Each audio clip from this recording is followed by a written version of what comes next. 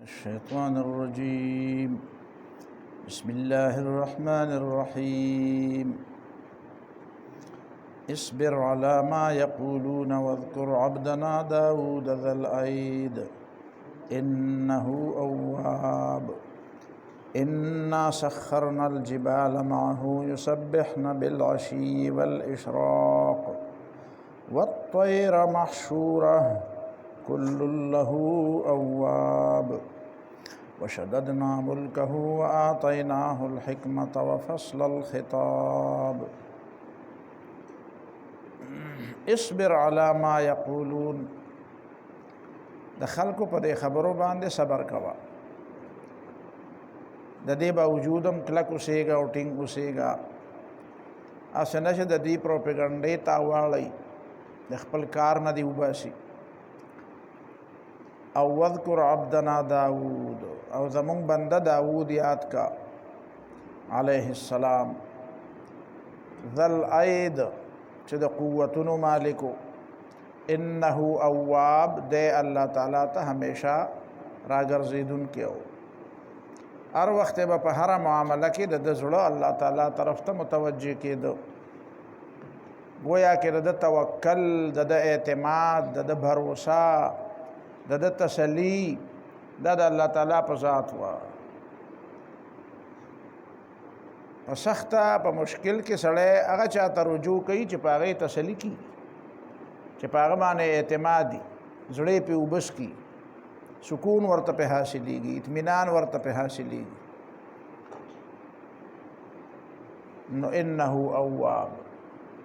الله تعالیٰ ته ډېر زیات راګرځېدونکی.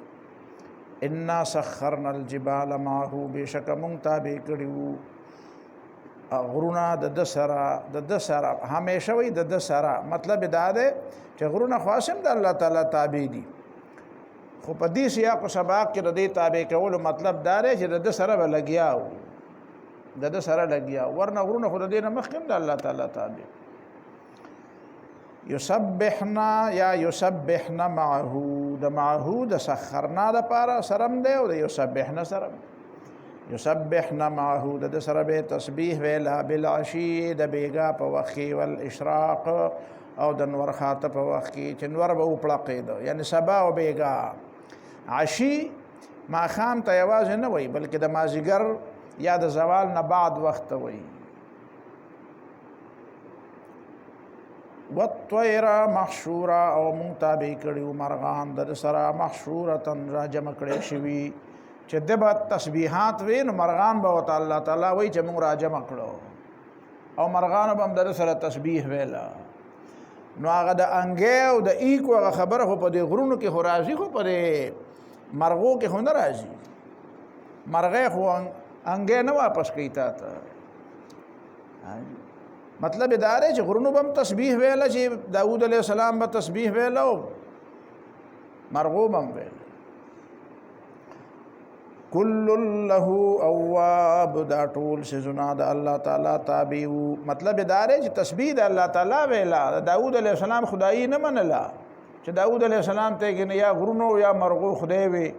کل له اواب، ټول الله تعالیٰ طرف ته راجع کېدونکي وو. آدم علیہ السلام بم اللہ ته رجوع کوله، او غرونو م الله ته رجوع کوله، او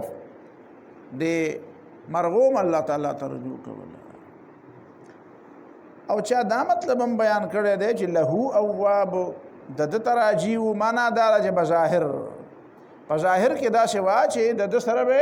اواز سره به اواز ملاوه و، نو داسې ښکارېده لکه چې د ده په ها کې ها ملاوئ، د ده سره اواز ملاوئ. نو دا په ظاهر کې، نو که دا په ظاهر کې اخلي نو بیا خو د داود علیه السلام سره به روانو، او که دا په حقیقت کې الی نو په حقیقت کې خو داود علیه السلام هم الله ته راجع و او دوی هم الله تعالیٰ ته راجع و. وشددنا ملکه، او مونږ مضبوط کړی د حکومت. الله وایي ما مضبوط کړی و، نو چې ما مضبوط کړی و نو بیا به چا کمزوری کړی وی. وشددنا ملکه، او مونږ مضبوط کړی و د حکومت. وآتیناه الحکمت، ورکړی مونږ د ته ډېره زیاته پویا، فهم د خبرې په مطلب رسېدل، او یا نبوت. حکمت د نبوت په معنا باندې راځي. دلم پیغمبري ورکړې و، دلم مضبوط علم او مضبوط عمل ورکړو او دلم د خبرې مضبوطه پوهه ورکړې و، په خبره باندې مضبوط پوهېدو، په اشارات هم پوهېدو او د اشاراتو د پوهېدو خبره به وروستو راشي چې خبره به یو ځای کې کېده، خدای به ده به پوهېده چې د دې مطلب کوم ځای کې دی. وفصل الخطاب او دله مونږ ورکړی و زور خطابت. زور خطابت یو سړی خطیبي، مقرري، داعي، خو داسې داعي چې هغه خطبه وایي، تقریر کوي، بیان کوي، نو د خلکو زړونه راکاږي، داسې خلک بل طرف ته توجه نشي کولی، د هغه په دې موټي کې ګویا کې. نو داسې زور، نو دا زور بیان او زور خطابت دا د دوه دریو خبرو د وجې نه کېږي. یو دا د جرأت د وجې نه کېږي، کوم سړي کې چې جرأت نه وي نو هغه کې زور خطابت نشي کېدی. دویم دا د علم د وجې نه کېږي، چا سره چې علم نه وي نو هغه زور خطابت، د هغه د خطابت د زور هغه پته ولګي په اسات کې چې یاره د سره تش الفاظ دي، معنا ورسره نشته زور. دویم دا ده چې سړی د حالاتو نه نه خبر، د مخاطب د حالاتو نه نه خبر، داسې خبرې کوي چې د هغې د مخاطبینو سره او دغه موقع سره او دغه محل سره هېڅ مناسبت نه وي، نو بیا هم خلک په هغې کې دلچسپي نه لي. نو مطلب یې دا دی چې د حالاتو نه خبر و، علم ورسره و، قوت بیاني ورسره و، جرأت ورسره و. او جرأت دې ته هم وایي، دلته د جرأت مطلب دا هم دی چې داسې خبرې کول چې هغه چا باندې بعضې خبره ښه نه لګي، چا باندې ښه لګي، خو چا باندې بده لګي، خو دی وایي فصل الخطاب. هغه خلکو خبرې په خلکو باندې اثر نه کوي، اگر چې په ظاهر ولا شاباشۍ ډېر ورکوي، چې ته پته ده چې دا مړه د مثال خو د لوډ سپیکر دی، چا پکې څه ووایي نو هغه وایي، خپله څه سوچ نشته، خپله څه فکر نشته. خبره د هغه چا په خلکو باندې اثر کوي او د هغه زړونه راکاږي چې خلکو ته دا پته وي چې د سره خپله څه خبره شته، دا د چا لوډ سپیکر نه دی چې چا پکې څه کیسټ کېښوده او هغه به بیا وایي. نو دا ټولې خبرې په فصل الخطاب کې شاملې دي. او چا دا وی چې دا اما بعدو د داود علیه السلام نه شروع شوی دی چې خبره به وکړه نو بیا به وی اما بعد، تسبیحات به وی، حمد و ثنا به ویله، لکه څنګه چې خطیب خطبه وی الحمدلله رب العالمین والصلاة والسلام علی سید الانبیاء والمرسلین، نو بیا وی اما بعد. نو دې مطلب دا دی چې اوس مطلب لرالم دا مخکې خو مې تسبیح د دې دپاره د تبرک دپاره وویله، حمد و ثنا مې د تبرک دپاره وویله، او اما بعد اوس خپل مطلب لرالم، آمدم بر سر مطلب سړی وي. نو وایي دا اما بعد د حضرت داود علیه السلام نه شروع شوی دی. نو چې داود علیه السلام ذکر کړ نو د دې معنا دا ده چې د داود علیه السلام تذکره چې صرف دغه صفات او دغه کمالات ذکر کا کنه دغه څه خاص واقعه ده چې پاغي کې څه عبرت ده. نو قرآن اوس هغه وایي چې څه خاص واقعه ده چې دغه خاص تذکره وکړه، ځکه چې پاغي کې ستا او ستاره د قوم د پاره یو عبرت ده. وهل اتاک نبأ الخصم او آیات تراغله د واقعه دغه دوه فریقونو. خصم دا جنس ده، خصمین، خصم یو تم وي او خصمین فریقین تم وي، خصم فریقین تم وي. ځکه مخاصمه د دوه د یو سړي په منځ کې مخاصمه نه، یو سړی به د چا سره مخاصمه کوي، خصم یعنی مد مقابل. نو مد مقابل او فریق چې خو د معنا دا چې فریق آخر به یې کنه، بل فریق به یې کنه. نو ذکر د خصم پر مفهوم کې دا خبره شامله ده چې دا به د دوه یا د دوه نه په زیاتو خلکو باندې بر د اطلاق کیږي. ځکه چې مخاصمه او جګړه او بحث او دعوا دا د یو کس کار نه دی، بل سړی غواړي کنه چې په هغه دعوا وکړي یا هغه پتا دعوا وکړي. نو ځکه وایي په دې وجه خصم. د دې اردو په بعض لغاتو کې خصم خاوند ته وایي، خبر ځکه چې غریب په مخ ټول عمر مدالی، ها مدالی دعوی په مخ کې خجی. وهل اتاک نبأ الخصم او یقینا راغلی دی تا ته یا راغلی دی تا ته، مطلب دا دی چې دا دی راغی. نبأ الخصم واقعات داغه فریقینو، داغه دوه فریقو، داغه مدعی مدعی، داغه جګړه کوونکو چې په خپل منځ کې جګړه وه او تعالی جګړه راوړه. اذ تصور المحراب چې کله دی ورختل بالا خانې ته، په دیوال ورختل بالا خانې ته. کومه بالا خانه کې محراب کور کې د ټولو نه بهترین ځای ته وایي. حاجی اعز مکان فی الدار یا اعز موضع فی الدار. په کور کې د ټولو نه بیزیدار ځای کمی هغې ته محراب وایي. یو کمره پکې د سړي کور دی نو ځان له پکې خپله کمره سیټ کړې ده، نو دا مشرۍ کمره یې پکې. نو داود علیه الصلاة والسلام پکې ځان له یو ځای، ظاهره خبره ده د هغه کور و، بادشاهي وه، حکومت و، نو کور کې ځان له یو خاص کمره جوړه کړې وه چې هغه هم د هغه کمره وه، هغې ته بهر څوک داسې نه شو ورتلی او دوی هغې ته ورننوتل او د دروازې په ځای په دیوال ورغلو، په دیوال وروخته. اذ تصوروا المحراب، چې کله دی وروختل، صوره سور دیوال ته وایي، نو تصوره معنا صعده، صعده علی السور، په دیوال وروختو، په دیوال وروخته او چرته ورننوتل المحراب، د کمرې ته ورننوتل او دی لګیا و عبادت یې کو. نو عبادت خو دا مطلب نه ټول عمر په سجده پروت خو عبادت خو د پیغمبر خو هر څه عبادت دی، نو که سوچ کوي، که غور کوي، که فکر کوي، دا تفکر هم عبادت دی. یو سړی په لاره داسې ناست دی، نو ته خو عبادت دی ته وایې چې یا تلاوت کوي او یا منځونه کوي او یا سجدې کوي او نیت تړي او سلام ګرځوي، نو ته خو دې ته عبادت وایې یوازې. خو عبادت خو دغه غور او فکر ته وایي. سړی ناست دی او په آیاتونو کې غور کوي، د خدای په قدرتونو کې غور کوي، څه مسله ورته راپېښه ده په هغې کې غور کوي، د اسلام د غلبې دپاره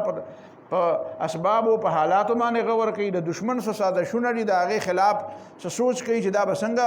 شنډې کومه، د دې به څه جواب کومه، څه سوالات راپېښ دي د هغې متعلق غور کوي. نو دا غور و فکر دا خو عبادت دی که نه. نبي علیه السلام چې په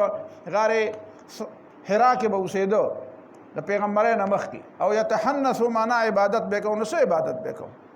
نو دا منځونه خو هغه ته نه معلوم په هغه وخت، تلاوتونه خو نه وو، نو څه عبادت یې کوو؟ خو دغه غور و فکر یې کوو که نه،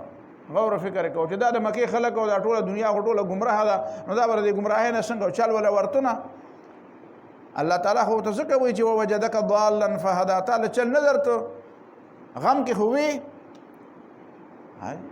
چې دا قوم به څنګه، دا قوم خو ګمراه دی خو د دې ګمراهۍ نه څنګه بچ کړم، نو دا چل خو تعالی نه درته. نو الله تعالی وایي ما پیغمبر کړی، ما دله کتاب درکړو، نو اوس ته چل معلوم شو. اذ تصوروا المحراب، کله چې دی ورختل د دې بالا خانې ته، اذ دخلوا على داود، چې کله دی ورننوتل د داود علیه السلام خواله د هغه دې کمرې ته ورننوتل، ففزع منهم، ناتنه ګبراو شو. ظاهره خبره ده چې ګبراوېدو به ایجاد سړی پردي سړی دي، کور زما کور دی او زما ځان له په کور کې ځان له ځای دی، کمره ده پکې، او زما د خلوت او د ځان له کېناستو وخت دی، د کور واړم او د کور خلک هم په دې وخت کې زما خواله نه راځي. ځکه چې د عبادت خلکو ته زما عادات او زما ټایم ټیبل ورته معلوم دی چې ډېر وخت کې د هغه ټایم ټیبل دا دی چې ځان له ناست دی، او چې ځان له ناست دی نو د کور واړم نه راځي. او دا پردي سړي دی او دروازې بندې دي او اچانک په دیوال راوختل، او چې په دیوال درد په دیوال راوختل او درد او د دروازې کولا کړه او د دې راننوتل. نو خامخا انسان دی، نو ګبراویږي، خو به ګبراویږي، دا څه قصه ده؟ نو د ګبراوېدو دا مطلب هم نه دی، دا په کومه طریقه راغله، دا څنګه چلې وکړو؟ زما دې کسانو څه بغاوت شروع کړی دی، څه ورانۍ شروع کړی دی چې دا اړو د سره د پیرې او د چوکیدارۍ څه خیال نه ساتي، چوکیداران وده دي که څنګه؟ نو دا چې یو سړی د حکمران هغه کمرې ته داسې برای راست ورځي، خو دې معنا دا ده چې هغه حکومت کې خو بیا خو ښکاره خبره ده چې هلته خو بیا هر څه وران دي، بیا دې معنا دا ده ټول سیسټم د ریاست چې دی دا ګړبېدلی دی، ټول سیسټم ګړبېدلی دی چې یو سړی همدې ځای ته رارسېدی شي بې اجازته او اچانک او بې موقع او نه اجازت او نه ښه او نه بد، نو دی خو ما دا معنا ټول سیسټم خراب دی، د کور هم خراب دی او بار هم خراب دی، هر څه خراب دی. نو خامخا سړی یریږي چې دا خو دا ټول هر څه وران شو، لکه چې ځکه نه څه ترتیب شته، نه څه اجازت شته، نه څه خبره منل شته، نه ډیوټي شته، چا به ډیوټي نه یې کړې ځکه دی داسې راوختل داسې. نو ګبراو شو. نو قالو دی ورته ویې لا تخف مه یریږه، دی پې پوه شو چې دی ځکه ډېر سړي د اندازه لګي چې داسې سړي د هغه رویې نه، د هغه ناستې پاستې نه، د هغه انداز نه پته لګي چې داسې چل شو. نو ګبراوېدل خو پته لګي. وی لا تخف مه یریږه، خصمانې مونږ دوه ډلې یو، بغا بعضنا علی بعض زیاته کړی دی ځینې زمونږ په ځینو باندې یو پکې مدعي دی او بل پکې مدعی دی او یو زیاته کړی دی په بل زیاته شوی دی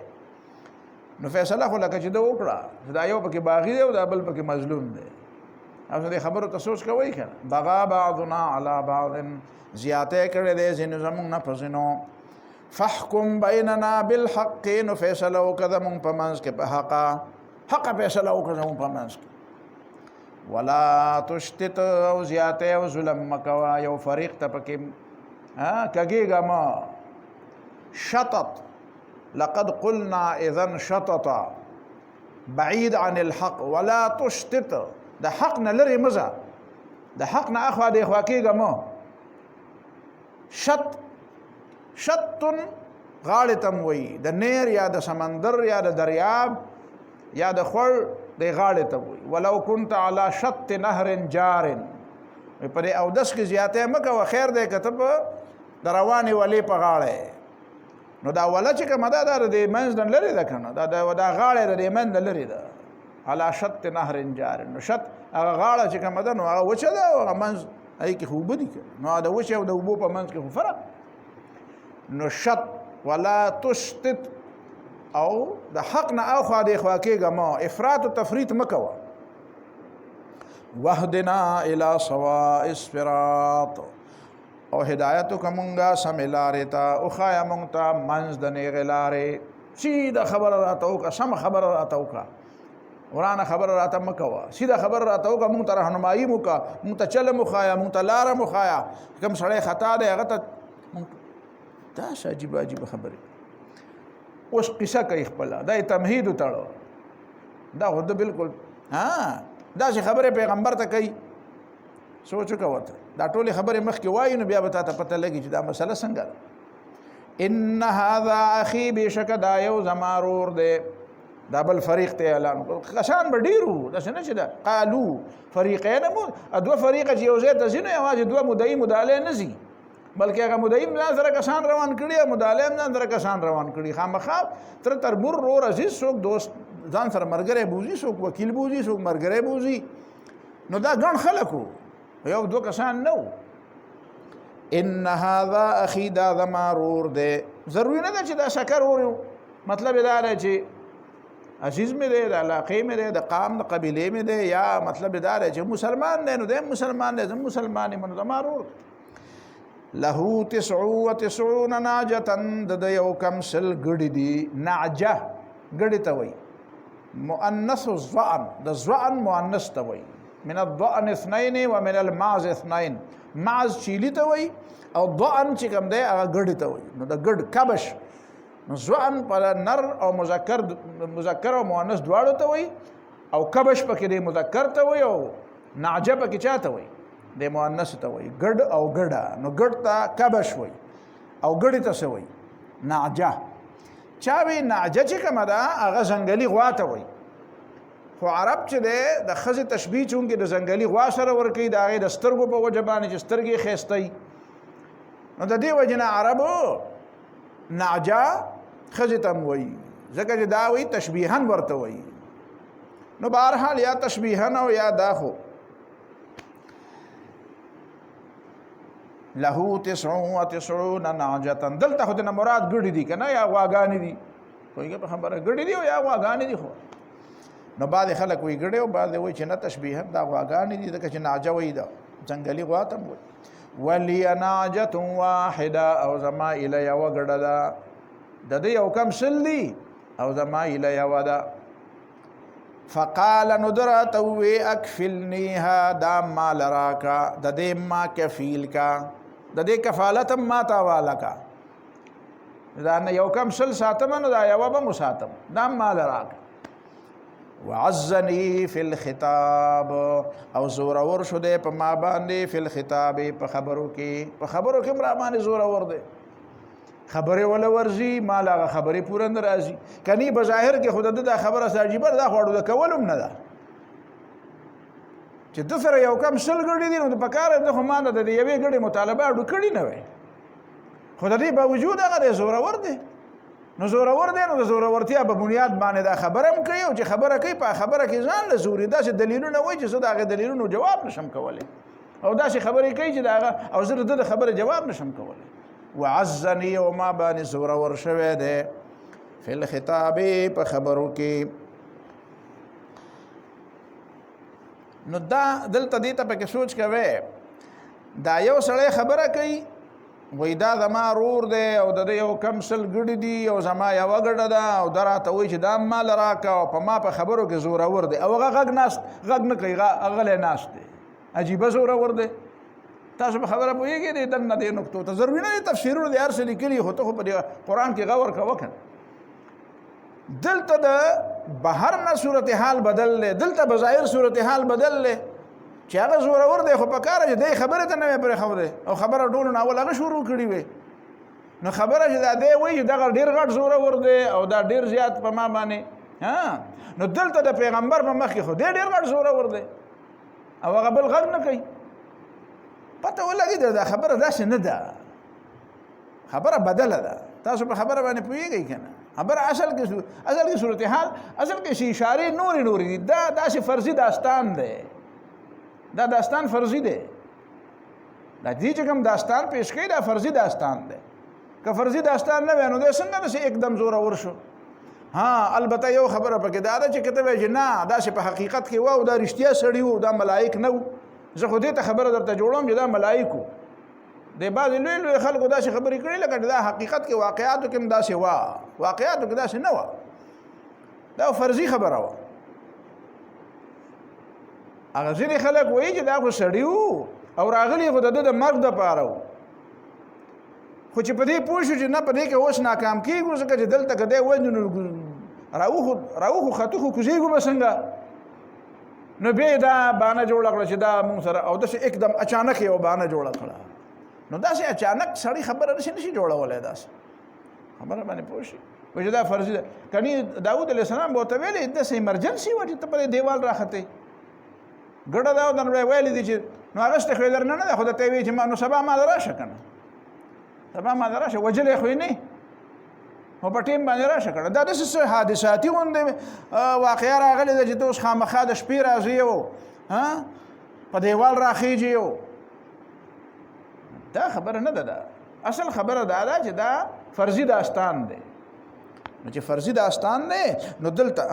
دا یو خبره پکې ده چې تا ته پکې دننه یو میسج یو پیغام پکې دننه دا دی چې دی وایي چې دا بل سړی په ما په خبره کې زورور دی، خو دلته خو دی زورور دی. نو ته دا ویلی شي چې هلکه د پیغمبر په مخ کې ګورې، بیا پیغمبر وایي دی ته او صحیح حکمران وایي دی ته چې د هغه مخې له مظلوم راشي نو مظلوم به زورور ښکاري او هغه ظالم به بیا راښکلی ښکاري، هغه به بیا دباو ښکاري. عدل او انصاف معنا دا ده، عادلانه دربار دی ته وایي، د عدل عدالت په حقیقت کې دی ته وایي چې هلته مظلوم او ظالم راشي چې کوم ظالم بهر ډېر لوی ظالم دی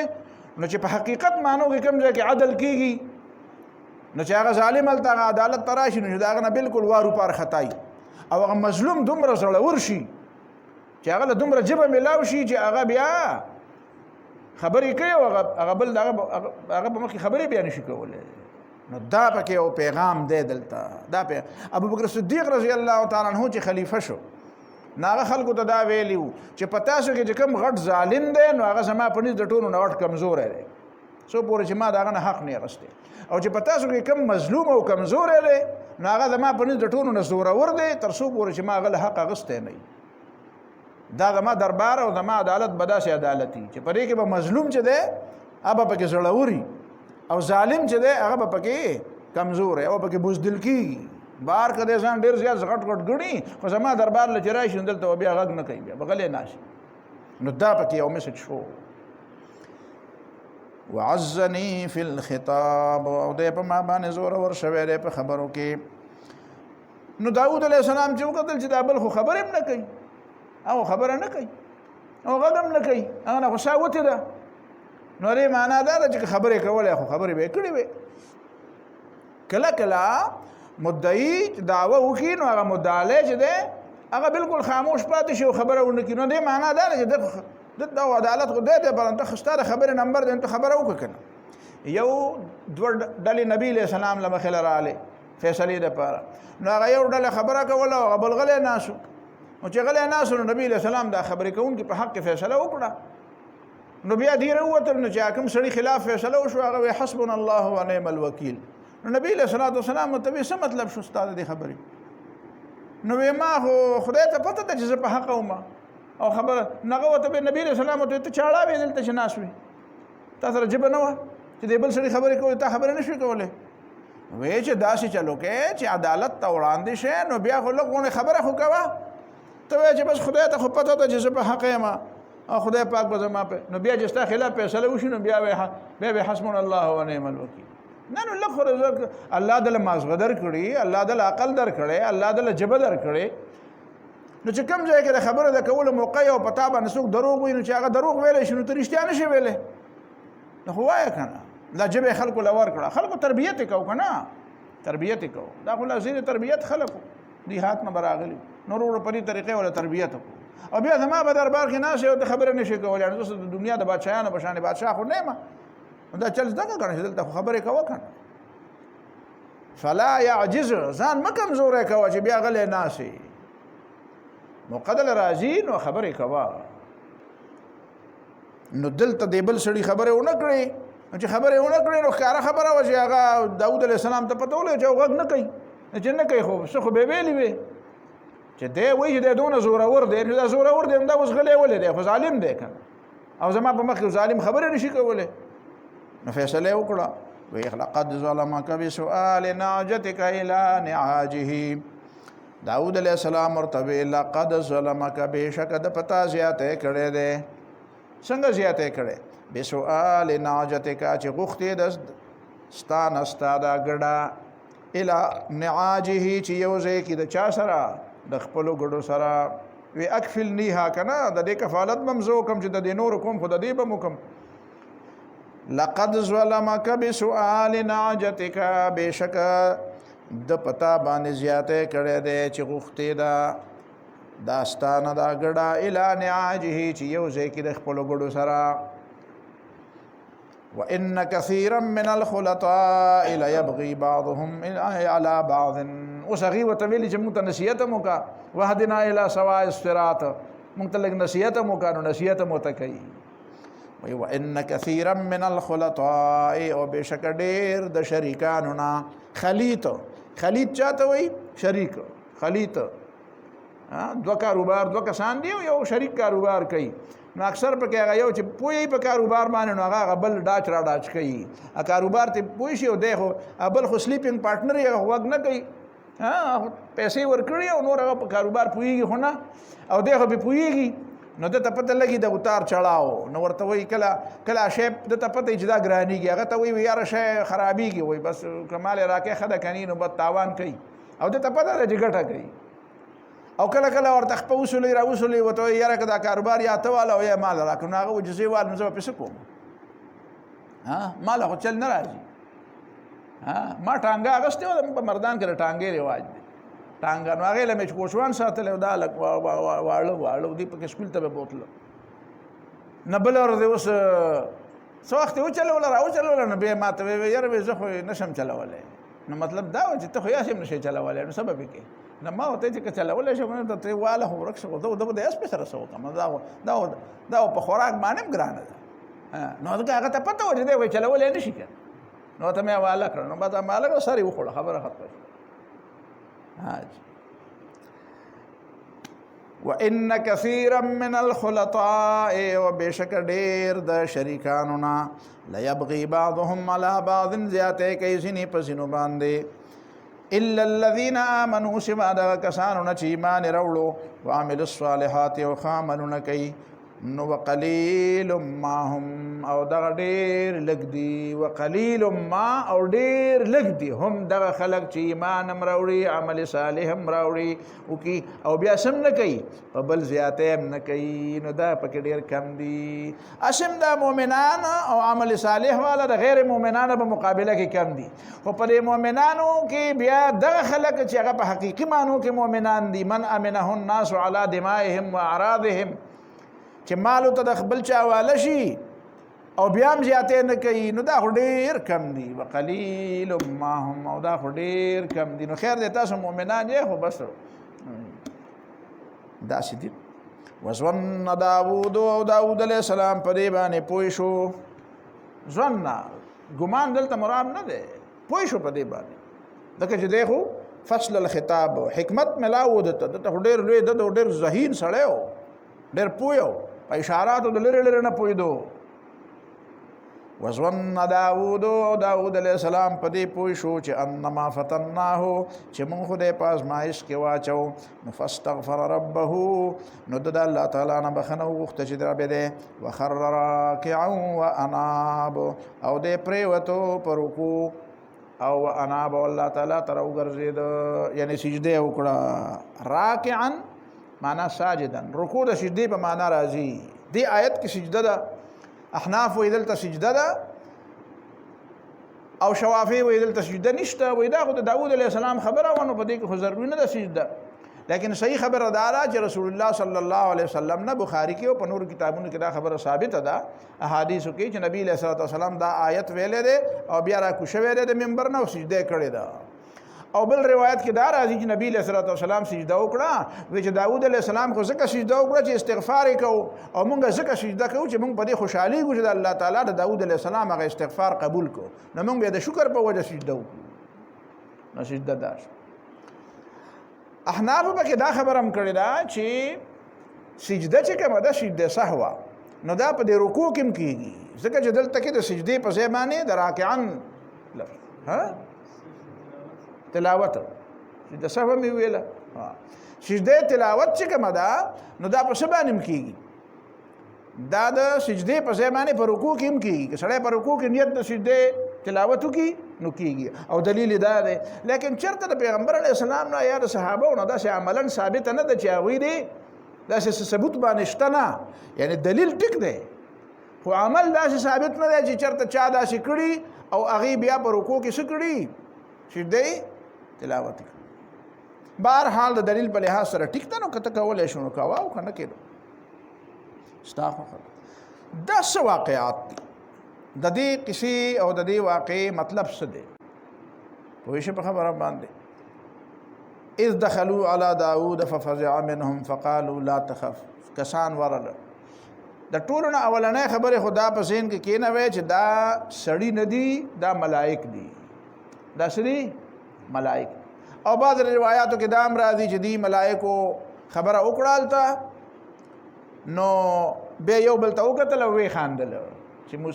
چې داود علیه السلام لقد ظلمک بسؤال ناجتک الی نعاجه او خبره ورته پوره کړه وان کثیرا من الخلطاء نو هغه فریقین دواړو یو بل ته وکتل او ویې خاندل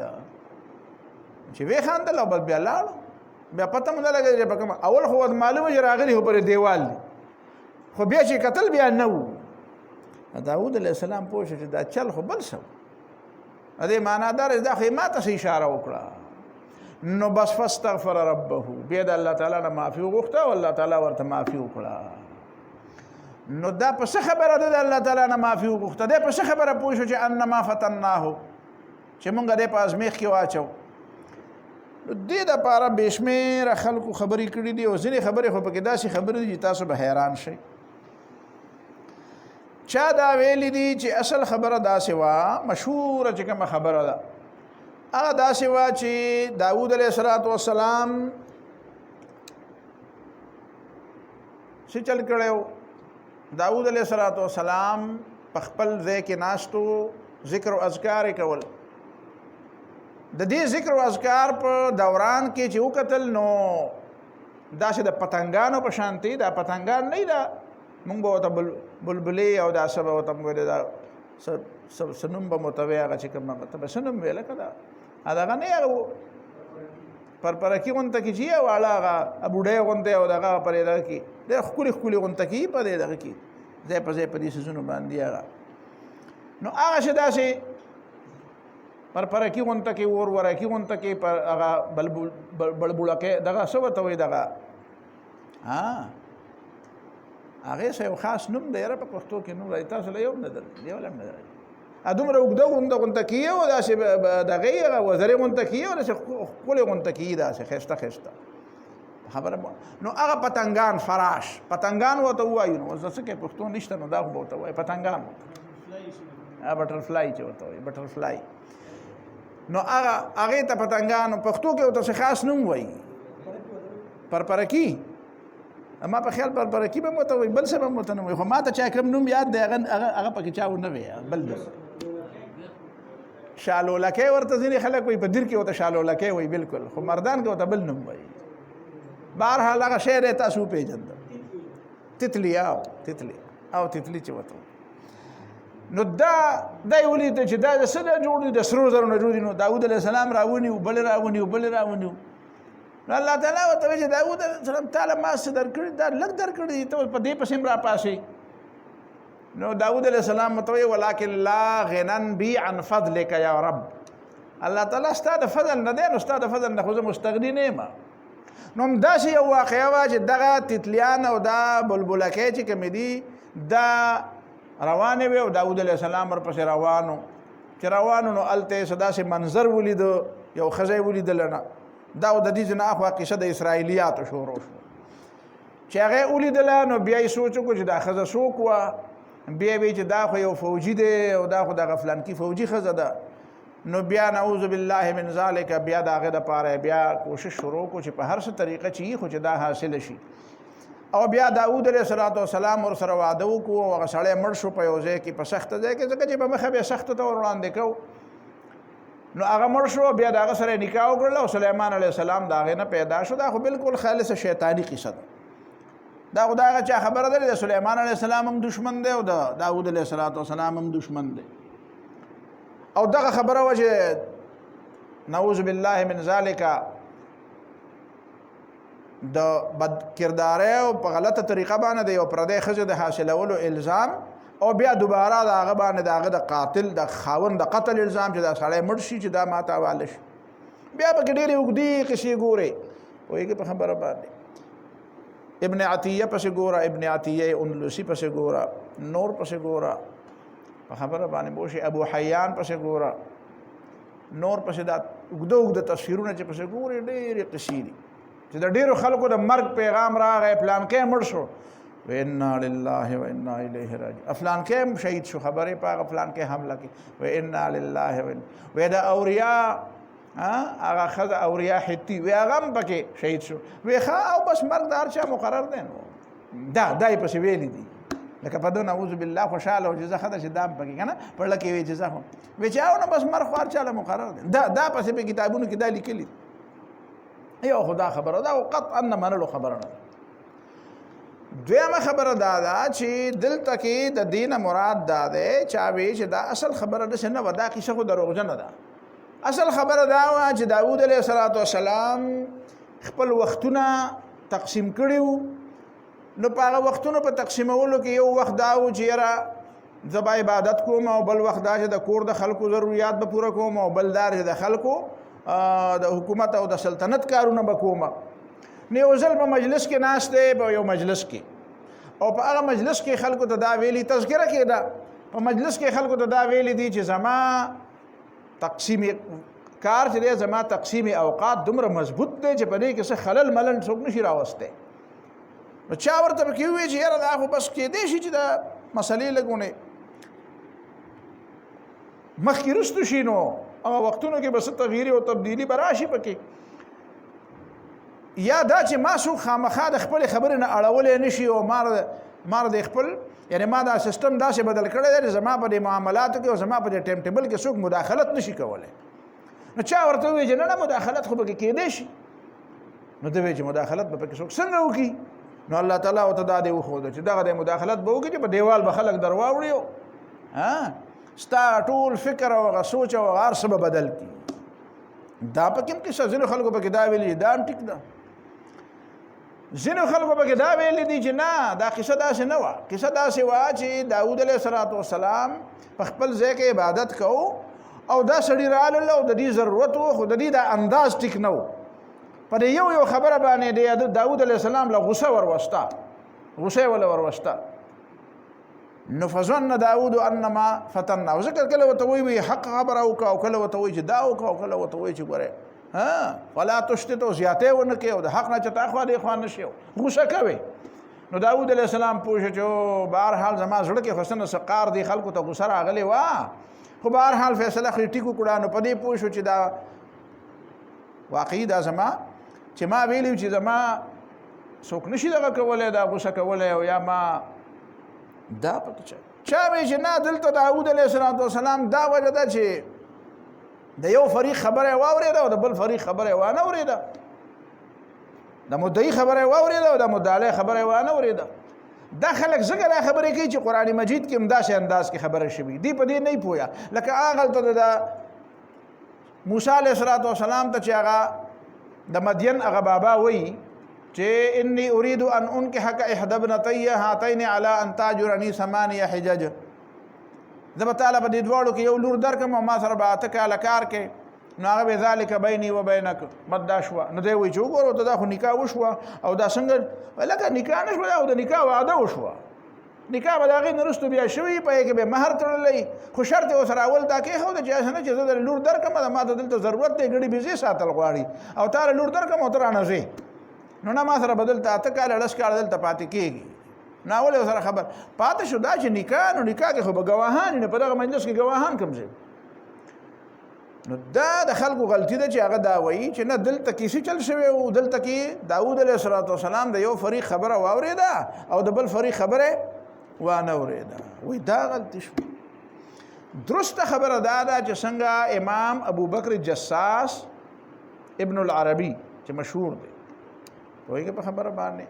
جساس چې کوم تفسیر دی احکام القرآن د جساس هغه چې کومه خبره کړې ده هغه وایي چې اصل خبره دا نه وه. اصل خبره دا وه چې دې قرآن مجید کې چې دا کوم انداز کې کومه خبره شوې ده دې معنا دا ده چې دا فتنه او دا مسله چې داود علیه السلام ته راپېښه وه دا هم داسې قسمه وه لکه دلته چې څنګه ده په دې آیاتونو کې چې دا کوم انداز ذکر شوی دی د دې لکه فرض که داسې نه وي نو بیا خو د دې فرضي داستان څه مطلب شو؟ پته ولګېده چې اصل خبره هغه سم نه وه څنګه چې د اسرائیلو د دروغ ویلي دي چې داود علیه السلام د پردۍ ښځو د حاصلولو دپاره غلط تدبیرونه اختیار کړل، سړی مړ کړو، دا یو کړو، دا خبرې هم غلطې دي. خو د دې معنا دا ده چې دا خبره د دې نوعیت نه وه. وایي خبره څه وه په حقیقت کې؟ وایي خبره په حقیقت کې دا وه چې د داود علیه السلام یو کم 100 ښځې نه وې. دا خبره غلطه ده چې یو کم 100 ښځې د داود علیه السلام دا خو د په طور مثال دی چې دې سړي د پکې دا وایي چې زما یو کم 100 ګړي دي او د یوه ګړه ده. نمبر 1. دویمه خبره دا ده چې اصل خبره دا وه چې په بني اسرائیلو کې دا عامه خبره وه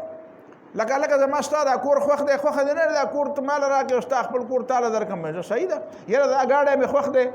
ستا دا ګاډی بدلو نه دا چابي واله راکړه خپل چابي دا ستا شو دا د ما شو. داسې به خلکو یو بل ته دا په هغه زمانه کې وي چې یاره دا ستا ښځه ما ته پرېږده او زه به خپله ښځه تا ته پرېږدم نو هغې به په دې باندې سر پروا نه ساتله.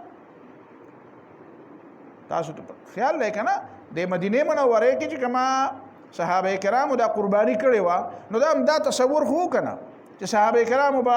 مهاجرینو ته وایي چې که دې خوښوي نو زه دله ښځه هم پرېږدم زما 2 ښځې دي تا له یو ښځه هم پرېږدم. نو دا دغه قربانۍ او جذبه وه دا دغه دوستۍ او دغه طریقې او جذبه وه داسې بده خبره نه ګڼلی کېده چې یاره دا بده خبره ده یو بل سره ایثار او همدردي وه. دا ښځه چې کومه وه نو عین ممکنه ده چې داود علیه السلام ته د دې ښځې په باره کې پته لګېدلي چې دا خو ډېره زیاته قابله ښځه ده، ډېره زیاته هوښیاره ده، ډېره ذهینه ده، ډېره هوښیاره زړوره ده، په خبره پوهېږي، معامله فهمي پکې ده. نو داود علیه السلام به دا سوچ کړی چې اصل دا عامه خبره ده خو چې په ځای د دې چې د یو فوجي ښځه نو چې که زما په کور کې نو زه خو ظاهره خبره ده چې دا به ډېره زیاته مناسبه وي ځکه چې د ریاست ذمہ دارۍ دلته ډېرې زیاتې دي نو مشورو خبره به راځي، ډېره اهمه نکته به پکې راځي یا به دا ماله ښې مشورې راکوي یا به زه د دې په وجه باندې ډېر دا به ډېر ښه مدد وکړي زما په دې خبرو کې. اسباب لاندې مدد خو قرآن الله تعالی ته وایي چې الله تعالی نبي علیه السلام ته وایي چې حسبک الله ومن اتبعک من المؤمنین. الله هم دله پوره دی او چې کوم مؤمنان دې ملګري دي دا هم درله پوره دي. اسباب لاندې خو خلک ځان سره ملګري ساتي. نو عین ممکنه ده چې اصل خبره دایي چې داود علیه السلام د دې د څه د قابلیت نه خبري او بیا یې دته یو خبره کړې او خبره صرف د خبرې د حده پورې خبره کړي او هغه خبره بده ګڼلې چې یاره دا خو لکه ټیک ده چې عامه خبره خدا شي ده، خو چونکې عام یو دوست چې بل دوست ته داسې خبره مطالبه وکړي نو پای کې زور نه. خو داود علیه السلام چې دی نو دی خو پیغمبر هم دی او بادشاه هم دی، نو د ده په خبره کې خو یو زور دی. نو دې معنا دا ده چې زه ځان داسې ګڼم لکه چې په ما باندې دا خبره لازمه وي او ګویا کې زه داسې مجبور یم، ځکه چې د ده په ځای یو عام دوست ما ته دا خبرې کړې وې خو زما به خپل اختیار وی، یا به مې کولی یا به مې نه کولی، خو د ده د خبرې خو د ما سره جواب نشته. نو دا خبره هم لا په دغه حده پورې وه او لا داود علیه السلام ورته دوباره خبره هم نه وه کړې او ده لا داسې جواب هم ورته مثبت او یا د منفي نه ورکړی. او عین موقع کې الله تعالی داسې فرشتې او ملائک راولېږل چې هغه داود علیه السلام ته یو فرضي داستان وړاندې کړ. او داود علیه السلام چې فیصله وکړه وی دا خو د زیاتی کړی دی، نو زیاتی کړی دی، نو هغې چې یو بل ته وکتل او مسکي شو. نو داود علیه السلام پوه شو چې دا خبره خو بدله غوندې ښکاري، وای دا خو یې لکه چې ما ته ووې، دا خو یې لکه چې ما ته ووې. نو بس فاستغفر ربه، بس خپل خدای پاک نه معافي وغوښتله، رکوع یې سجده یې وکړله او توبه یې ویسته او الله تعالی وله توبه قبوله کړه. ټیک شو په خبره باندې. که چېرته دا سړي پوهېږې بعضې خلکو په دې زور لګولی چې نه دا دوه سړي دي او دا راغلي دي او دا حقیقي خبره ده، نو چې دا سړي دي نو دی خو اول دا سوال پیدا کېږي چې د پیغمبرۍ خیال هم نه ساتي او لا تخف یریږه مه خصمان بغا بعضنا بعض فاحکم بیننا بالحق، د حق فیصله کوه. دا خو پیغمبر ته او هغه پیغمبر چې بادشاه دی او هغه پیغمبر چې الله تعالی د هغه په باره کې ویلي چې شددنا ملکه، موږ د هغه حکومت مضبوط کړی دی. نو دا دوه سړي په کوم جرأت باندې داسې خبرې کوي؟ او فاحکم بیننا بالحق ولا تشتت، په حق فیصله وکړو زیاتې داسې خبرې چې پیغمبر ته څوک هو منافقي. رسول الله صلی الله علیه وسلم غنیمت تقسیمو، د بخاری د مسلم حدیث ته مستقل خبره باندې پوه شوي. نو هغې کې نبی علیه الصلاة والسلام غنیمت نو یو سړی ورته وایي اعدل یا رسول الله، د خدای پیغمبر عدل کوه. نو نبی علیه السلام وایي ویلک فمن یعدل اذا لم اعدل، تباشي چې زه عدل ونکړم نو عدل به څوک کوي؟ نو عمر فاروق رضی الله تعالی عنه ورته وایي چې دعني اضرب عنق هذا المنافق، د خدای پیغمبره پرې مې راځه دا سټو وام. نو نبی علیه الصلاة والسلام ورته وایي نه، د ده نه به داسې نسل پیدا شي چې قرآن به ستاسو نه ښه وایي، منځونه به ستاسو نه ښه کوي، خو قرآن به یې د دې تړتوړي نه ښکته نه کوزېږي او یا لا یجاوز بره به نه خېږي چې قبول شي او ښکته به نه کوزېږي چې زړه ته کوشي، په خولې به یي او په ډکې به یې نه یي. او یمرقون من الدین مروق السهم من الرمیه، د دین نه به داسې وځي لکه غشی چې د نښې نه وځي. او که ما ته خدای پاک وس راکړ نو زه به دې مړه کړم شر قتلتن، داسې مې مړه کړم چې داسې په بدترین قتل به یې مه کړم، پرېږده چې داسې وي داسې. او بیا د حضرت علی رضی الله تعالی عنه په زمانه کې دغه خلک وو چې نبی علیه السلام کومې نښې د هغې ویلې وې هغه خلک وو، او حضرت علی رضی الله تعالی عنه هغه بیا مړه کړو. او ملګري د هغه حضرت علی رضی الله تعالی عنه وایي چې موږ ته د نبی علیه السلام هغه ښودلې شوې نښې په دغې خلکو کې معلومې شوې، دا خوارج وو، دا څوک وو؟ خوارج وو. نو د نبی علیه الصلاة والسلام په دربار کې ورته وویلی شو چې دا منافق دی، چې پیغمبر ته څوک دا وایي چې عدل کوه دا، او ولا تشتت زیاتې مه کوه، او وحدنا الی صراط. نو که دا سړي وو نو بیا داود علیه السلام هم داسې پرېښودل او هېڅ یې ورته ونه وی. خدای پاک نه خو داود علیه السلام معافي وغوښته، خو دا چې کوم خلکو دا بدنظمي او دا نظم ټول مات کړی او دا ترتیب ټول مات کړی او نو د دې خو هېڅ تذکره رانهله چې دې ته سزا داود علیه السلام ورکړه که ورنه کړه. پته ولګوي داود علیه السلام په دې پوه شو دا سړي نه دي، دا سړي نه دي، که دا سړي وی دې له بیا سزا ورکړې وې چې تاسو څنګه په دیوال راواوړی دی، تاسو څنګه ما ته وایې چې په حق باندې فیصله کوه او زیاته، ته زما نه حق ښه پېژنې، پیغمبر نه ته غیر پیغمبر د پیغمبر ته څنګه وایي چې په حق فیصله وکړه او زیاتې مه کوه؟ ولې دا غیر پیغمبر چې کوم دی د پیغمبر نه دا زیاتې او حق ښه پېژني. نو بیا به داسې اشاره راغلې وې چې داود علیه السلام دې ته هم تنبیه ورکړه چې لکه تاسو هم پوه شئ دا تاسو څه وکړو، او چې وحدنا الی صراط الصراط نو دا به ورته ویلي وې چې سمه لاره خو دا ده چې په دروازه خو راځئ که نه، اجازت خو غواړئ که نه، دا تاسو کومه طریقه اختیار کړه؟ نو دی ورته ونه ځکه پوه شو چې دا ملایک دي، پوه شو چې دا څه دي، نو دا ملائک دی، دا مطلب شو. فاستغفر ربه، نو د خدای نه معافي وغوښته چې د رب دی پوه شي په خبره باندې. وخر راکعا واناب، دلته یو دوه مسلو ته سوچ کوي. یو مسله خو مې مخکې بیان کړم دا هغې ته به بیا اشاره وکړم. هغه دا ده چې پیغمبرم واجب الاطاعتي او الله تعالی خو خود واجب الاطاعت دی چې رب دی. نو په امتیانو باندې او په منونکو مؤمنانو باندې د پیغمبر اطاعت هم واجبي او د الله تعالی اطاعت هم واجبي. نو فرق به څنګه کېږي بیا؟ خدای خو نه چې خدای هم واجب الاطاعت دی او دی هم واجب الاطاعت دی. نو فرق یې په دې کېږي چې مؤمنان د هغه نه تپوس نشي کولی او الله تعالی د هغه ګرفت کوي. نو بد دا د هغه ګرفتونو مثالونه دي چې الله تعالی په عتاب نازلوي، الله تعالی یې ګرفت کوي، تپوس ترې نه کوي چې دا دې څه وکړو. خو بني آدم نور انسانان ته تپوس نشي کولی، مؤمنان ته تپوس نشي کولی. دویمه خبره دا ده چې الله تعالی په دنیا کې د ازمایش نه او د فتنو نه او د مصیبتونو نه څوک معاف کوي نه. دا نشي کېدی.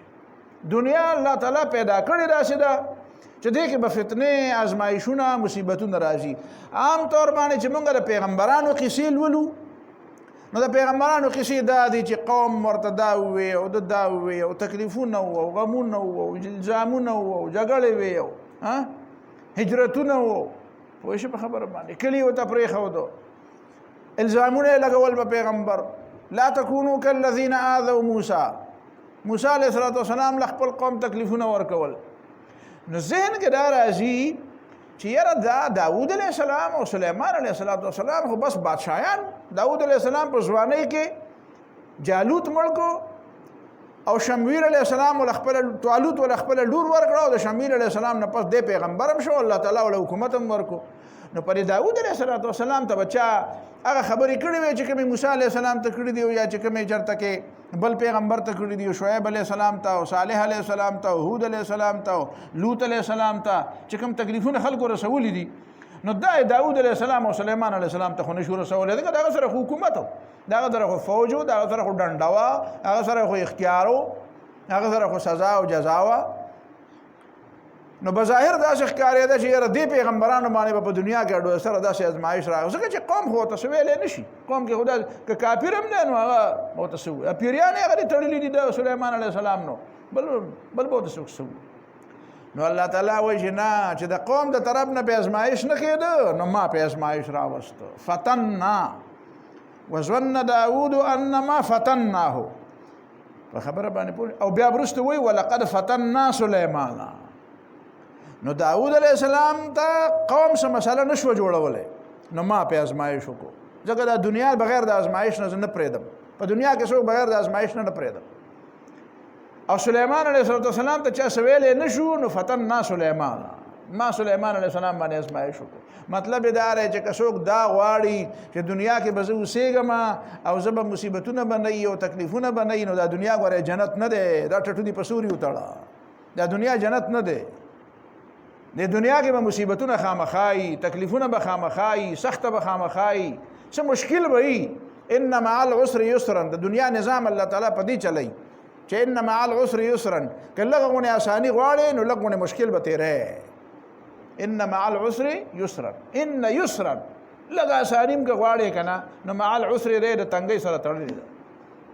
آخرت کې کامیابی غواړې نو که دنیا کې کامیابی غواړې نو داسې نه ده چې په تا به که ته ډېر زیات د ناوې شال د ځانه جوړ کړې خو یو ځل به در باندې ګرم باد راځي. د ګرم باد ته به یو ځل ټینګېږي، څه طریقې سره به راځي در او په مؤمن باندې خو به خامخا راځي. د امام سیوطي رحمه الله یو کتاب دی الجامع الصغیر، هغې کې مې یو حدیث لوستی دی. پوهېږې په خبره باندې چې هغې کې نبي علیه الصلاة والسلام فرمایي لو کان المؤمن فی جحر ضب. که مؤمن داسې لاړ شي که نه چې د خادمې هغه سوړي ته ورننوځي که نه چې هلته هېڅوک هم نشي راتلی، هلته ورننوځي نو لسلط الله علیه من یؤذیه. هلته به هم پې خدای پاک داسې شی مسلط کړي چې هغه به مو له تکلیف ورکوي. مطلب یې دا دی چې مؤمن په دنیا کې د تکلیف نه خلاصېدی نشي. او دا یوازې نه ده چې مؤمن خو به په دې وجه تکلیف کېږي نو دله خو الله تعالی په آخرت کې د تکلیف په نتیجه کې جزا ورکوي او بدله ورکوي. خو د دې معنا دا نه ده چې کافر ته به ټول عمر مزي. دنیا د نظام دی داسې چې په دې کې به څه نه څه مشکلات خامخایي او چې څوک لوی خلک دی هغې ته به ټول لوی مشکلات، څه ذهني تکلیف او څه اذیت او څه تکلیف به خامخا ورته ملاوي. بس صبر دی کوي او برداشت دی کوي او چې مؤمن نو الله تعالی نه به اجر غواړي، الله تعالی به په اجر ورکړي. دا دو خبر ذهن کې کېنوه وخر راکعا واناب او دی را پریوت په سجده واناب الله تعالی ته توبه ویستا فغفرنا له ذلک نو موږ ورته دا خبره معاف کړه سمو ته معاف کړه بس دې په پوښ چې سو چې دې په پوښو اسو هغه سو هغه دغه و چې دل دا سوال نه وپکار دل دا هغه ته دا خبره نه وپکار دا په علاقه کې رواج وو چې سړی په بل سړی ته وی چې تا خدای دې مال را دا د نور سړو نه داسې ګناه نه و او د دې طرف نه ګناه نه و خو د په دې کې یو داسې زور چې دا زور په وجه هغه سړی ځان څه غاڼه مجبور غاڼه نو دا مجبور کول نه پکار دا د خپل مقام احساس پکار او چې زه یو عام سړی نه ما زه چې خبره کوم نو پای کې یو زور دی او هغه زور د پیغمبري په وجه دی هغه زور د بادشاہي په وجه دی نو د بادشاہي او د پیغمبري هغه زور هغه په داسې خبرو کې استعمالول نه دی پکار دا نه پکار دا چې عام سړی بیا ټیکو بیا څه خبره نه و لیکن چون کې دلته خبره دا به چې وعزني فما زور اور دی ځکه چې زه دغه خبره رد نشم کولی نو دا سړی ته دا احساس پکاري وایي چې په خبره چې یاره زه چې کومه خبره کوم نو د یو سړي په خبره کې یو زور دی د بل سړي په خبره کې هغه زور نشته یو خبره ده خو یو سړی کوي په هغې کې یو زور شته او چې بل سړی کوي په هغې کې هغه زور نشته نو سړي ته د دې خبرې احساس پکار دی دا خبره زه کوم نو څنګه به او چې بل سړی کوي نو څنګه به فغفرنا له ذلك نو موږ ورته دا خبره وبخلا وان له عندنا لزلفا او بشکر د پاره د موږ سره قرب ده د موږ ته ډیر نږدې ده یعنی په دې تاسو ګناه نه کړې دا ګناه نه کړې دا چې لغزه شو دا چې ګناه نه و ګناه څه نه و چې دا د ګناه خبره ونه خو په دومره قدر ته خبره و چې دا نامناسب اندازو ډیره غوره خبره نه و ځکه چې دې سره هغه سړي ځان مجبوره ګڼو نور دا نه چې دا هغه نه یې واغستې ده او یا ظلم یې پې کړی دی او یا زیاتی یې کړی بس صرف دومره ورته ویلي دي چې انزلني خبره باندې پوه نه شوې تفسیر قرطبي دقه خبره کړې ده واصح ما روي في ذلك ما رواه مسروق عن ابن مسعود د عبد الله ابن مسعود روایت ته ټولو نه ډېره زیاته ښه ترجمه ده ښه تفسیر ده د دې آیت هغه څه دی چې ما زاد داود علیه السلام على ان قال اکفلنیها ای انزل لی عنها بس دا مال راکا دومره خبره ورته کړې چې دا ښځه دې مال راکا بس د دې نه ته بېغمه شه دا د ما تر حواله بس دومره خبره شوې ده بس دې نه بعد نه هغه ورکړې ده نه د په نکاح اخیستې ده او نه زور کړی دی او نه د هغه خاوند ته څه تکلیف ورکړی دی او نه څه بل څه شوي بس دا نورې خبرې هسې حاشیې دي بس دا دومره خبره ده او دا خبره قرآن وایي چې نه دا تعالی نه وپکړه او هغه قرآن چې کوم دلته هغه صورت د واقعي چې کوم فرضي جوړ شوی دی هغه څه دی له 99 ولي نعجة فقال دراته ووایي چې اکفلنیها بس مال یې را بس داسې نه چې زمانه یې اخیستې ده یعنې که فرض که داسې وایي څنګه چې دا خلک وایي چې سړی مړ کړو ښځه یې واغسته نو بیا خو به دا رودات د واقعي داسې نه وی که نه بیا خو به دا وی چې دا زما رور دی او د زما نه ښځه اخیستې ده کاره خبره ده بیا خو بیا داسې ویل وی اکفلنیها مال یې راکه وعزني فی الخطاب او په خبره کې را باندې زورور دی بس په خبره کې را باندې زورور دی په خبره کې یو زور دی او دا د خپل زور نه د ته پته نشته زما په خبره کې دونه زور دی او په خبره کې زور دی زه محسوس وم چې په خبره کې زور دی نو الله تعالی ورته محسوس کړه چې ستا په خبره کې چې دا زور دی نو د دې وجې نه دا خبره تعالی نه وه پکار نو دا خبره ټیک وه دی که څه ګناه نه وه وان له عندنا لزلفا او بشکا د دپاره د مونږ سره لزلفا ډېره نږدې مرتبه ده ډېر نږدې والی دی وحسن مآب او ډېر زر بهتر ځای د واپسې دی مطلب دنیا کې هم دی د مونږ سره ډېر نږدې و زما قریب و زما ولي و ما ته ډېر نږدې و د خویونه عادتونه او د مقام او مرتبه ما ته نږدې معنا دا وه چې زما خوښ دی زما خوښ بنده دی زما د نږدېکانو نه دی او په آخرت کې به وحسن مآب او ډېر غوره دی د واپسې به د دپاره یا داود انا جعلناک خلیفة فی الارض اے داود علیہ السلام انا جعلناک خلیفة فی الارض دا خو عام خبره شوه چې کومه تاسو ته ما وکړه لیکن په دې کې د حافظ عماد الدین ابن کثیر رحمه الله سره ده مشهوره خبر حافظ عماد الدین ابن کثیر رحمه الله وایي چې دا تعویلونه د سره اډو کوم خبره باندې پوه شئ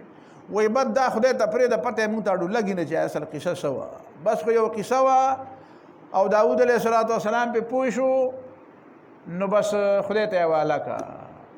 لیکن خبره دا ده چې الله تعالی دومره په تفصیل ګوره یو خو داسې خبرې دي چې هغه مونږ خدای ته حواله کوو او په هغې مونږ نه پوهېږو لکه حروف مقطعات نو په هغې خو مونږ نه پوهېږو خدای ته حواله کوو خبره باندې پوه شو چې الله تعالی په څه مطلب خو یو دا چې داسې پوره واقعه ده چې واقعه ده خلک راله او بیا یو کیسې وکړه او بیا داود علیه السلام فیصله وکړه او بیا داود علیه السلام په دې پوه شو چې دا خو خبره زما غونته کې ده او ما ته نو د دې خبرې خو خامخا ده د دې خبره د سیاق و سباق داسې دی چې په دې کې د سړي تجسس پیدا کېږي چې دا خبره څه ده نو دا داسې خو سړی نشي پرېښودی خو بهرحال حافظ ابن کثیر دا رایې ده هغه وایي چې زه پرې نه یم پوه شوی نو بس پرېږدی نو دا هم پکې یو رایې ده چې یو سړی وایي زه په دې دی وایي چې لم یثبت فیها عن المعصوم حدیث نبی علیه السلام نه په دې کې څه حدیث ثابت نه دی او ټیک خبره کوي دا او د عبدالله بن مسعود رایې ده یجب اتباعه چې د هغه اتباع په موږ باندې واجبي نو که پیغمبر علیه السلام د دې تشریح په صحیح حدیث کې کړي وي خو بیا به موږ منلی هر څنګه چې وي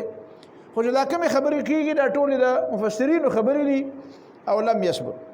نو فالاولا غوره خبره دا ده چې ان یقتصر على مجرد تلاوة هذه القصه چې دا واقعه صرف تلاوت کې او نور د مخکې تېرېږي چې زه بس مخکې زه په خبره باندې پوه شوې چې دا څه دي وی بس ما ته پته نشته او ان يرد علمها الى الله عز وجل او د دې علم الله تعالی ته وسپاره خبره باندې پوه شوې نو زما خو د عبدالله ابن مسعود دا خبره خوښه ده چې کومه تفسیر قرطبي کړې ده تفسیر قرطبي چې کومه کړې ده دا بالکل د دې آیت سره څه چې د آیت په دې کې د پیغمبر د شان نه خلاف خبره نشته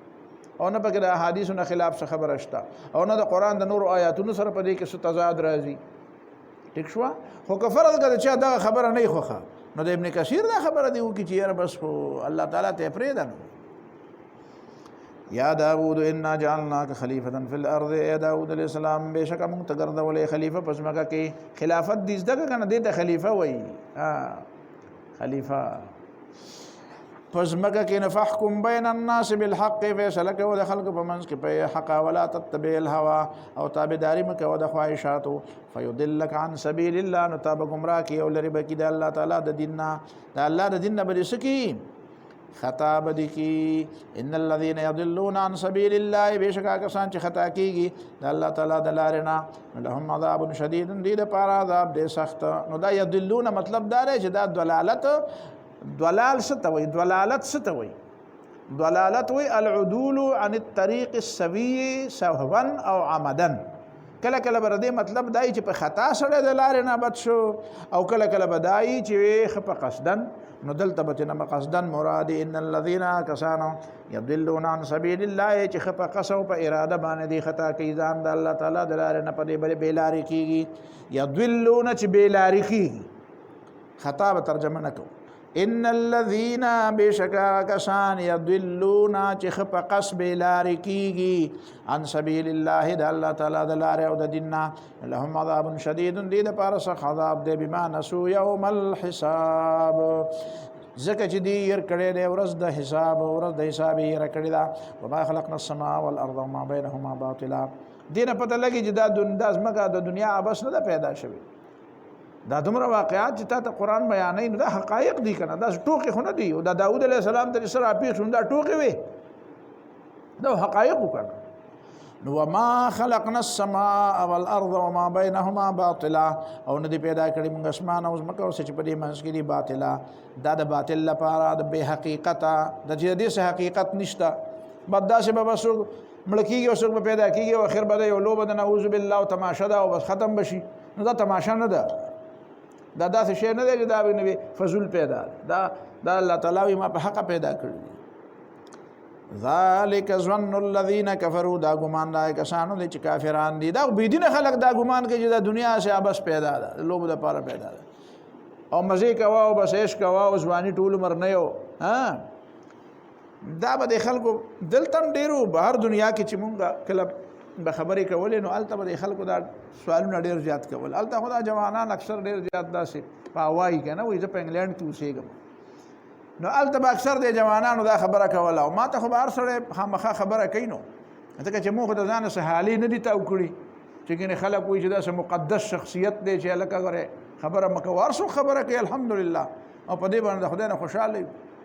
چې دا څوک به نه وایي چې یاره موږ خبره کوله خو یاره روب داب را باندې راغی او سړی ډېر مقدس شخصیت و او اندازه داسې وه چې بس موږ وایو چې ګورې که بې ادبي مو کړه نو کافر کېږو نو داسې شی هم د ځان نه دی جوړ کړی نو خبره به یاره جی بس ته دا دنیا ده او ځواني ده او ته پکې موږ ته داسې انداز کې خبرې کوې چې بس هغه په دا ځواني هم نه او دا اسم نه او بس دا دې وخت کې مه یېروه ډېر که نه لږه دې وخت کې هم ډېر مه یېروه که پرېږده لږ پرېږده چې لږ خامخا وسرېږو را وسرېږو بیا وروسته وخت ډېر شی دی بیا به کېږي که نه.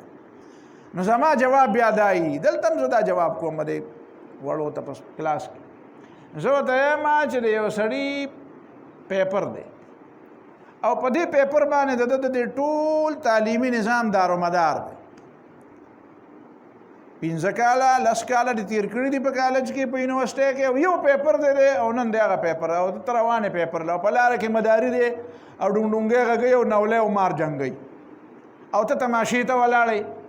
نو زه در باندې رالمه ما درته وی چې لکه ته خو د دې کالج سټوډنټ نه یې د یونیورسټۍ تا وی یم نو ما راته وی چې ستا خو نن پیپر نه دی نو تا وی دی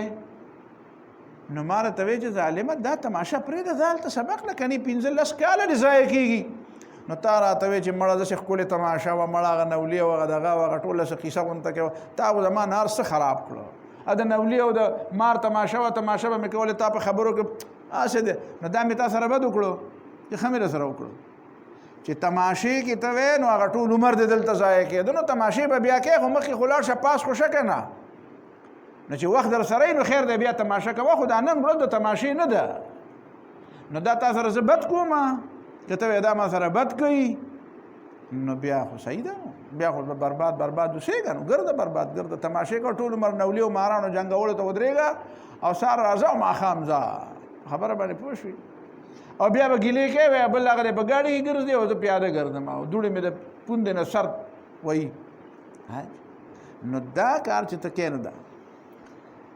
ذالک ظن الذین کفروا دا ګمان چې دا وایي چې دا عبس پیدا دي دا بې مطلبه پیدا دي او هېڅ حساب کتاب نشته نو دا خو ګمان د هغه کسانو دی چې کافران دي فویل للذین کفروا من النار نو تبعید د کافرانو دپاره د وجې د جهنم نه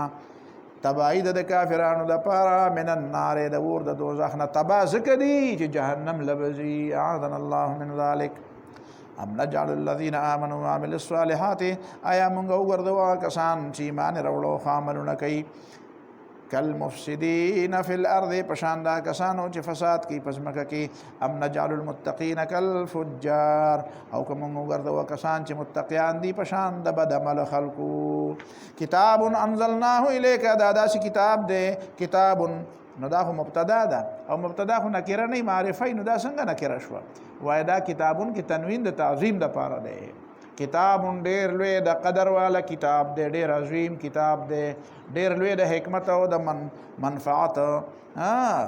او د پوهې نه ډک کتاب دی داسې ترجمه کوه داسې مه چې کتاب دی نه کتابون ډېر عظیم کتاب دی ډېر د حکمت نه ډک کتاب دی د نصیحت او د علم نه ډک کتاب دی انزلناه مونږ رالیږلی دی الیک تا ته مبارکن د خیر نه ډک دی عظیم کتاب دی او د خیر نه ډک دی چا چې خپل کو نو بس خیر او خیر دی او لیدبروا آیاته دې دپاره چې دې تدبر وکړي دې په آیاتونو کې غور پکې وکړي علم حاصل کړي ولیتذکر اولو الالباب او دې دپاره چې نصیحت قبول کړي خاوندان د عقل د عقلونو یعنې عمل پې وکړي. او دې آیاتونو کې بیا دوه ډېرې زیاتې اهمې خبرې دي هغې ته بیا غور کوه. اوله خبره دا ده چې ام نجعل الذین آمنوا وعملوا الصالحات کالمفسدین فی الارض مطلب دا دی چې په دنیا کې تاسو ګورئ ښه عمل او بد عمل نو د ښه عمل بدلم پکار ده او د بد عمل بدلم پکار ده د جزا او سزا را تصور دا خبره مخکې بار بار شوې ده چې کم خلق چې د جزا او د سزا تصور نه مني نو دا د سره انسان نه دی یو شاعر چې وکنه وایي زه په ثواب او ګناه څه پوهېږم او په جنتي خاوره نهار ګرځم چې په ثواب او ګناه نه پوهېږي ته خو بیا څاروی وایې چې دی هغه په ثواب او په ګناه نه پوهېږي وایې هغه په حرام او حلالو نه په ثواب او ګناه څه پوهېږي هغه پردی پټی خپل پټی پېژني چې د شوتلو پټی د هغه شین ځای ګوري او پکې سریږي نو په ثواب او په ګناه چې نه پوهېږي دا څاروی نو ته خو بني آدم یې نو ته څنګه په ثواب او په ته خپل کور کوڅه او د پردي کور کوڅه نه پېژنې د خپل کور دروازه او د پردي کور دروازه نه پېژنې نو ثواب او ګناه دغه دی که نه ثواب همدا دی چې خپل کور ته ده او ګناه دا دی چې په پردي کور ورننوځې نو ته په پردي کور ورځې که په خپل ورځې ته د خپل کور دروازه نه پېژنې ځناور د خپل کور دروازه خو خر هم پېژني نو ته نه او ته دروازه او دیوال نه پېژنې ته په دروازه نه ننوځې که په دیوال ورخېږي نو ته څنګه وایې چې زه په ثواب او ګناه نه پوهېږم ته ډوډۍ په پوزه منډې که په خولې منډې او ډوډۍ او یورې پېژنې خاورې نو خاورې خولې ته اچې که ډوډۍ خولې ته ته په دې نه پوهېږې وایي زه په ثواب او ګناه نه پوهېږم څنګه پې نه پوهېږې په ثواب او ګناه فرق نه پېژنې دا خو بني آدم نه نو چې په ثواب او ګناه پوهېږې نو په دې به پوهېږې چې ښه دې ته وایي چې د هغې نتیجه ښیي غنم چې وکرې نو د دې معنا دا نه ده چې د هغې نه به چېرته ملغلرې پیدا کېږي هلته به ملغلرې نیسي پوهېږې په خبره باندې جوار چې وکرې نو جوار به نیسي چې غنم وکرې نو غنم به نیسي زمونږ سره محتسب صاحب دلته چې کښېني مانځه کې د دوی په علاقه کې یو شاعر دی پاچا ګل نو هغه شاعر کله دی د هغه شعرونه وایي نو هغه شعر کې ویلی دي وایي پاچا ګله مصري دا د ناداني ده د مالټې خوندونه مه غواړه د پیازه پاچا ګله مصري دا د ناداني ده د مالټې خوندونه مه غواړه د پیازه نو ته د مالټې او د پیاز فرق نه پېژنې ته څنګه وایې زه ثواب او ګناه ته مالټه او پیاز یو شی ګڼې خو مالټه هم داسې سره ده او پیاز هم سور دی او بس چوپه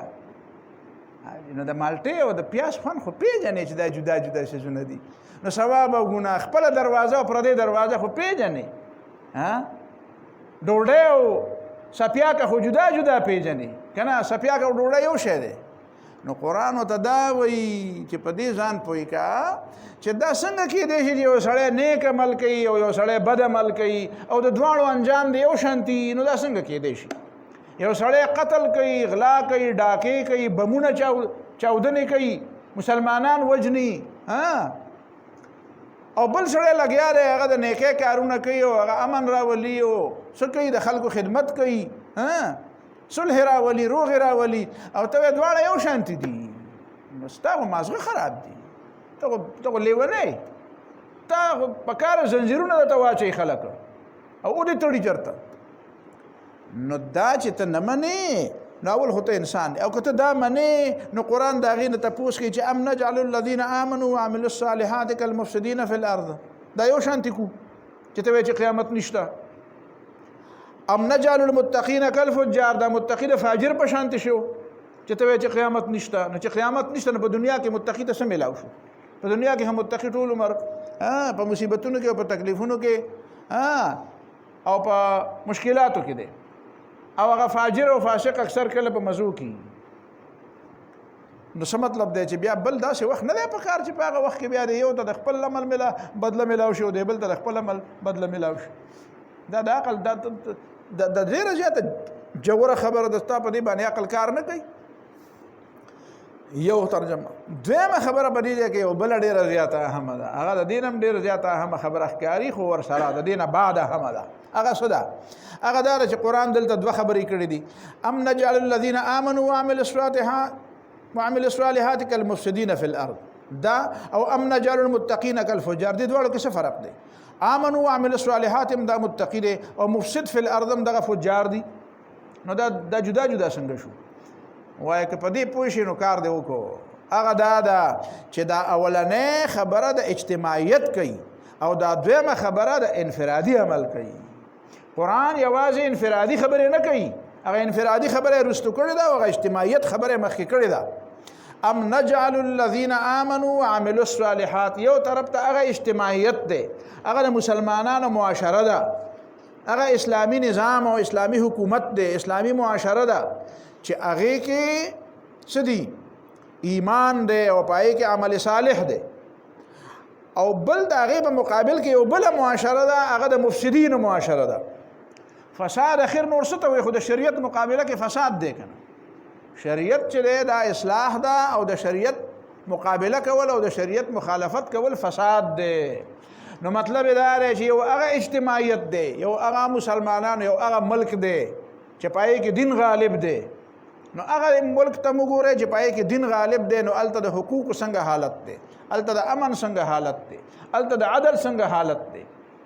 الته د خلکو مورال څنګه اوچت دی، الته د انسانانو نسبلین څنګه اوچت دی. اسلامی حکومت خو دې ته وایي چې هغه خپل قوم له یو اعلی نسبلین ورکوي، یو لوی منزل ته به رسي، اعلی اقدار به ول ورکوي. نو یو طرف ته هغه اعلی اقدار دي، هغه اعلی نسبلین دی، هغه اعلی اجتماعیت دی، هغه عدل او انصاف دی چې پای کې انسان ته د انسان په نظر کته کی، او یو دغه په مقابل کې یو بل معاشره ده کل مفسدین فی الارض، چلته فساد او فساد دی، الته سود دی، الته غلا ده، الته ډاکی دي، الته قتل دی، الته ظلم دی، الته د انسانیت قتل کیږي، الته ټیک ده چې خلق پکې سره او سپین دي بظاهر، خو حقیقت کې الته د انسانیت مرګ دی. په حقیقت کې انسانیت الته وجلې شوی دی، الته خلکو کې انسانیت نشته، الته صرف ماده او ماده ده، الته صرف پیسې او پیسې ده، الته انسانیت نشته، انساني اقدار نشته. انسان ته لوړ منزل او لوړ مقصد نه ملاويږي. لوړ مقصد څه ته وایي؟ حاجی ما به دا خبره تاسو ته کړي، ما الته یو کالج کې داخله اغوستې وه، نو هغې کې بیا استاد یو ځل څه خبره شو، ګپ یې راځي نن ګپ لګو، نن سبق نه وایو ګپ لګو. نو مطلب دا و چې انګریزي ښه زده شي، دا مې مطلب و. نو بیا ګپ لګو، نو بیا ټولو نه مخکې ما ته خبره وکړه، بیا زه ته څه ووایه؟ نو ما ورته وایي چې سر جي زه خو چې خبره کوم زه خو سنجیده خبرې کوم، ګپ خبرې خو نه کوم. وایي خیر دی دا چې سنجیده کوې په څه کې وایه؟ نو ما ورته دا راته ووایه چې ستا په نسبت باندې د ژوند مقصد څه دی؟ دا ژوند چې موږ سره دی، موږ چې کوم ژوندي یو،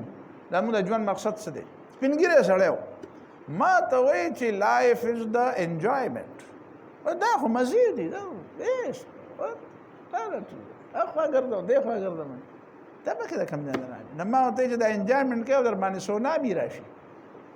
انجوایمنټ کوې او در باندې سونامي راشي. نو بیا نو خیر بیا خو دا خبره داسې ډېره دغه نه وه دا نه مړه، خو بس ګرځه مزې کوه هر څه. بله زمونږ یو استاد وه، نو هغه به چې څه خبره به یې وکړه، نو نن مونږ کور ته کوکر راوړی و، نو بیا څه چلو شو، وایي بیا ډېر خوشحاله شو، نو وایي ټول راجمع شو، نو ګډېدو به کوکر مو راوړه. بل ورځ وایي مونږ نن څه راوړو، وایي مونږ نن ځان له کور کې دغه راوړو، دا واشنګ مشین راوړو. نو ما بیا څه چلو شو، وایي بس وایي ټول واړه راجمع شو، ټوله شپه ګډېدو. دا ژوند دی چې کوکر دې کور ته راوړو نوم ګډېږه، او چې فریج دې کور ته راوړو نوم ګډېږه، او چې واشنګ مشین دې کور ته راوړو نوم ګډېږه. ګډېده پکې ضروري دي، بد دا ده، په دې به ژوند تېرېږي. نو دا څه شی شو؟ ام نجعل الذین آمنوا وعملوا الصالحات کالمفسدین فی الارض. دا اجتماعیت شو، دا د اسلامی معاشره او د غیر اسلامی معاشره تقابل شو. نو ته ووایه چې اسلامي معاشره او غیر اسلامي معاشره دواړه یو شانتي دي. دا په دې د صورت دا مکی صورتونه دي، ځکه بیا بیا دا خبرې کوم که نه، مکی صورت دی او دا قصې پکې کوي. دی وایي په مکه کې بل طریقه وه، کومه ته همدغه طریقه وه پکې که نه. او دا رستنی چې وایي ام نجعل المتقین کالفجار، نو متقي بیا دې ته وایي چې صرف د خدای د یارې نه بس ښه کارونه کوي، د حکومت یاره پکې یا نه. لکه په پاکستان کې دنده چې څوک مونځ کوي نو د چا د یارې نه کوي، خدای د یارې نه کوي که د حکومت د یارې نه کوي. ولې حکومت څه وایي خلکو ته چې مونځ نه کوي څوک؟ ولې حکومت خلکو ته څه وایي چې څوک روژې نه نیسي؟ ولې حکومت خلکو ته څه وایي چې څوک حج له نه ځي؟ ولې حکومت خلکو ته څه وایي چې څوک قرآن نه زده کوي؟ نه، نو د چا د یارې نه کوي؟ نو د خدای د یارې نه چې څوک کوي نو کوي، او د خدای د یارې نه کوي نو نه کوي. نو دا متقین کالفجار، دا هغه خبره کوي چې کله خبره انفرادي او هغه مخکینه خبره هغه چې کومه اجتماعي ده. نو ته به وایې چې په اسلامي حکومت کې بیا د خدای د یاره نه کوي، مې هلته هم د خدای د یاره نه کوي، خو یوازې د لاندې خلک بیا د خدای د یاره نه کوي، هغه حکمرانان بیا هم د خدای د یاره نه کوي. ته څه وایې چې په اسلامي نظام کې به بیا د خدای نه یاره نه وي، نو هلته به د قانون یاره وي، خو دا قانون به د چا په لاس کې؟ قانون به په خپله خبرې کوي، دا ډنډه به په خپله چلیږي. نه خدا به څوک چلی کنه چې څوک چلی نو هغه به ولي چلی هغه به ولي عدل کوي هغه به ولي انصاف کوي خدا نه به یریږي کنه التم د تقوا بنیاد د عدل بنیاد تقوا ده خو هغه تقوا چې کومه ده هغه اجتماعي تقوا ده ځکه د هغې تقوا په نتیجه کې اجتماعیت ټیک کېږي او دا تقوا انفرادي تقوا ده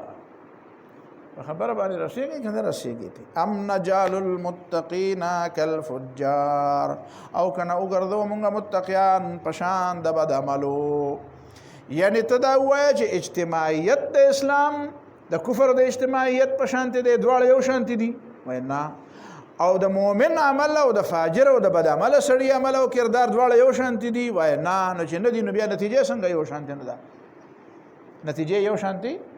نه ده پکار او نتیجه خو په دنیا کې د سره اړوشته نه نو پته ولګوي چې قیامت به راځي چې د متقي ته د خپل تقوا نتیجه میلاو شي او د فاجر د خپل فجور نتیجه میلاو شي